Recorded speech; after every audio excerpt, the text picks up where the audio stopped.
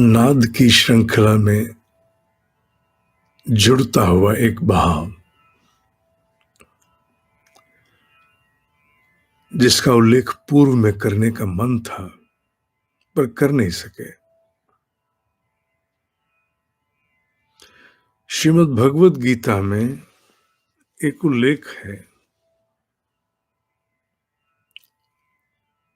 योगेश्वर कृष्ण अर्जुन को संदेश देते हैं। संभवतः 8वें अध्याय में है, संभवतः 8वें अध्याय में ही है। मुझे श्लोक तो याद नहीं, पर हाँ, मिल गया। 8वें अध्याय में ही है। मैं इसका ध्यान कर रहा था तो मुझे अनुमान था। श्लोक नंबर 13 है। ओम इति एकाक्षरम ब्रह्म व्यहरन माम अनुस्मरण यह प्रियाति त्यजन देहम सह याति परमाम गतिम।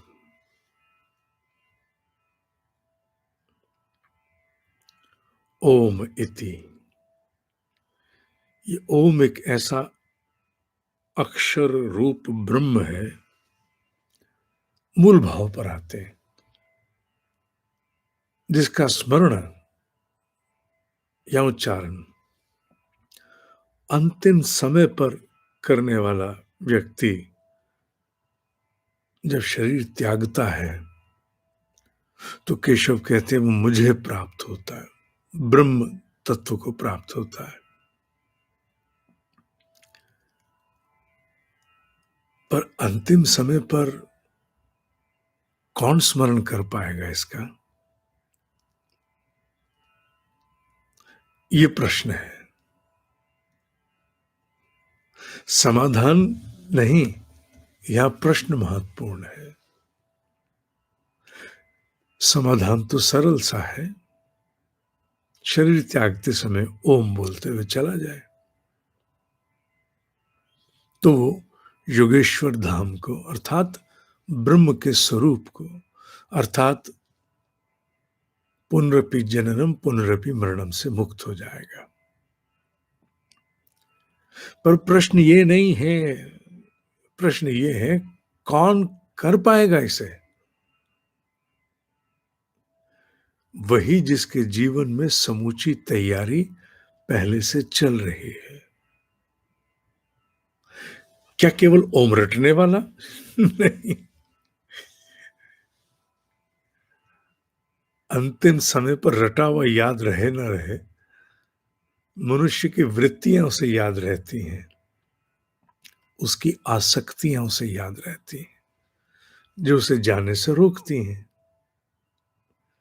तो यूं कहा जाए कि बस रटते रहो, रटते रहो, केवल रटते रहो। रटते रहो माने केवल रटते रहो तो काम हो जाएगा? नहीं, क्योंकि अंतिम समय पर जब प्राण शरीर को त्यागते हैं, रटा हुआ बिसर जाता है। याद क्या रहता है? आसक्ति। जो सबसे कठोर आसक्ति है वो याद रहती है, जो सबसे विचित्र अनुभव है वो याद रहता है। ऐसे में ओम का स्मरण नहीं आ पाता। तो प्रश्न का समाधान है तैयारी। और तैयारी किससे? जीवन से। केवल रटने से? ना ना, बिल्कुल नहीं। पूरे जीवन से। पूरा जीवन मिलके जब तैयारी करता है, मनसा वाचा कर्मणा, तब जाकर के ये श्लोक अंतिम समय पर सिद्ध हो पाता है, संभव हो पाता है, अन्यथा नहीं।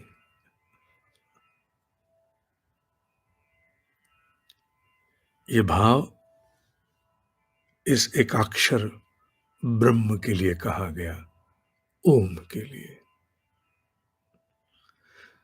यही नाद है, यही समूची उत्पत्ति का स्रोत है।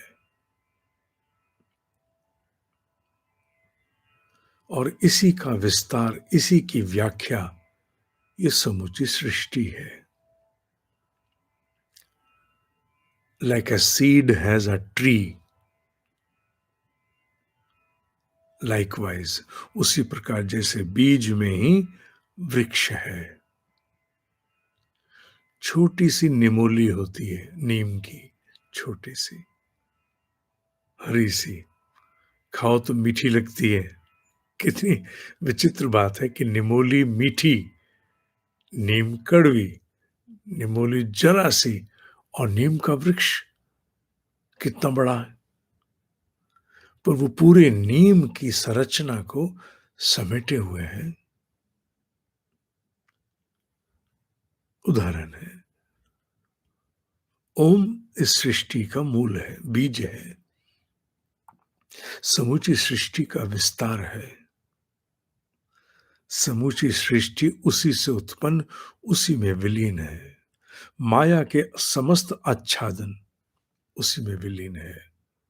तो ये कहना कि वो मेरे धाम को प्राप्त होता है, योगेश्वर का कहना, वस्तुतः जो ओम का स्मरण इस जीवन की तैयारी से करते हुए अंतिम समय कहता है,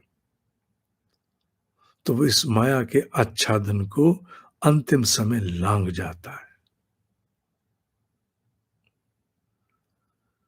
अभी तक इस पृथ्वी का प्रयोग करके, इस मृत्यु लोक का प्रयोग करके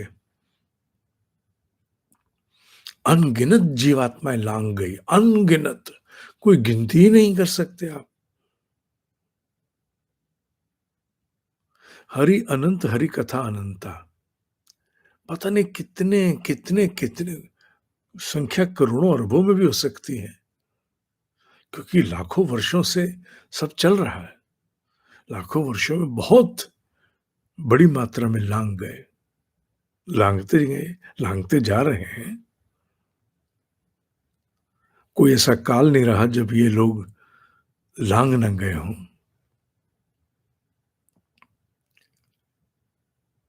अध्यात्म के साधक को इस प्रकार के भाव अपने मनन, अपने चिंतन में लाने चाहिए। बटोरी गई अनेक प्रकार की बाहर की जीवन की अस्थिरताएं मुझे भी, तुम्हें भी, हम सबको प्रभावित करती हैं। हम सब ईर्ष्या से, लोभ से, लिप्सा से, वासना से हम सब प्रभावित होते हैं। क्यों नहीं होंगे? क्योंकि माया बड़ी प्रबल है। पर इस प्रकार के स्मरण से, करते रहने से उन आसक्तियों की पकड़ समाप्त नहीं तो ढीली अवश्य होती है। और ढीला होना, उनकी पकड़ का ढीला होना ईश्वर की कृपा और हमारी सफलता है। हम पूर्ण नहीं हैं, पर पूर्ण होने की और हमारे कदम निरंतर बढ़ रहे हैं। ये इस प्रकार के भाव, ऐसे स्मरण, ऐसे सत्संग सुनिश्चित करते हैं। ये सब हम कर पाए, ये हम करते रहें, तो निश्चित रूप से जीवन सार्थक होता है। कहते हैं ना, आंवले का खाया बहुत देर बाद पता लगता है। उसी प्रकार ये आध्यात्मिक चिंतन, आध्यात्मिक मनन एक आंवला है, जिसके खाने से न केवल लौकिक जगत में उत्पादक क्षमता अच्छी होती है, बल्कि आध्यात्मिक स्तर पर भी बड़ा विकास। ब्रह्म मुहूर्त के ध्यान में जिस अद्भुत भीतर के आकर्षण की आगोश में तुम चले जाते हो, तुम्हारा पूरा अस्तित्व, मन, बुद्धि, चित्त, अहंकार सब स्नान करके बाहर आते हैं। वो ठीक है, बाहर के प्रभाव, बाहर के अभ्यास पर तुम स्नान कर लेते, नहा लेते हो। ऐसा स्नान कि बस बाहर आने का मन नहीं करता।